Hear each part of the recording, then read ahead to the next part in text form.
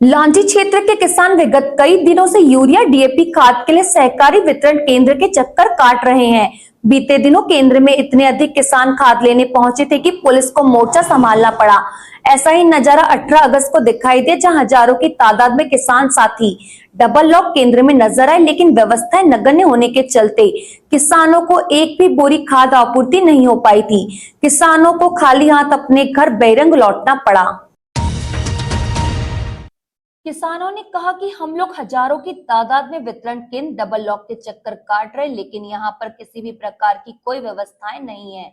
ना तो किसानों के लिए बैठने की व्यवस्था है, ना ही पीने के पानी की व्यवस्था है।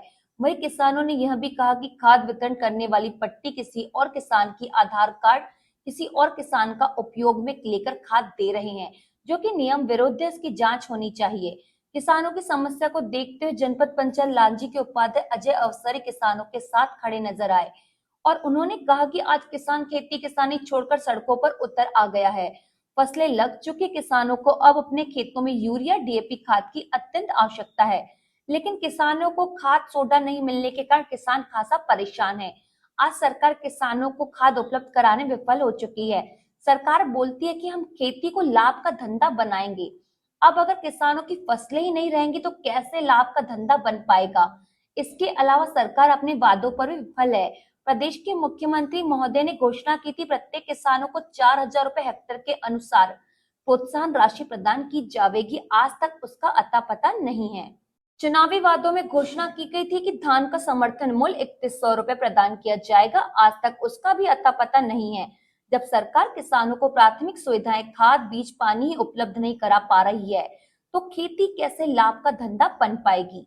हमारे किसान 4 दिन से परेशान दिख रहे हैं। आज जो किसानों को खेत में होना चाहिए, आज वो सड़क में है। ये बहुत ही दयनीय स्थिति है। हमारे किसानों को जिन चीज़ों की आवश्यकता है, सरकार वो आवश्यकताएं पूरी नहीं करा पा रही है। ये बड़ा ही चिंता का विषय है। हमारे जो किसान साथी हैं 13 तारीख से निरंतर आ रहे हैं, लेकिन आज भी उनको खाद नहीं मिल पा रही है स्टॉक में। कभी उन्हें बता दिया जाता है कि सर्वर नहीं है, कभी व्यवस्थाओं का हवाला दे दिया जाता है। अभी जैसे मेरी एसडीएम साहब से भी बात हुई, वो टीएल बैठक में है, उन्होंने कहा कि मैं कुछ देर पश्चात आ रहा हूँ, लेकिन उन्होंने बताया कि सर्वर का मामला। लेकिन ये किसानों के साथ निश्चित ही दोहरा मापदंड है। आज हमारा हर किसान जिनको आज खेत में होना चाहिए वो सड़क में है, और ये खाद की समस्या निश्चित ही जो नहीं आनी चाहिए। सबको मालूम है कि खाद की किसानों को जो एक आवंटन सरकार ने दी है कि 1 हेक्टेयर पे एक बोरी का जो उन्होंने दिया है, जब सारा मापदंड कर दिया तो जितने किसानों का पंजीयन है उतनी खादों की बोरी आ जानी थी, लेकिन आज तक सरकार इनका व्यवस्था नहीं करा पाई। उतना ही नहीं, आज जहाँ प्राइवेट जो दुकानों में अगर व्यवस्थाएं होती है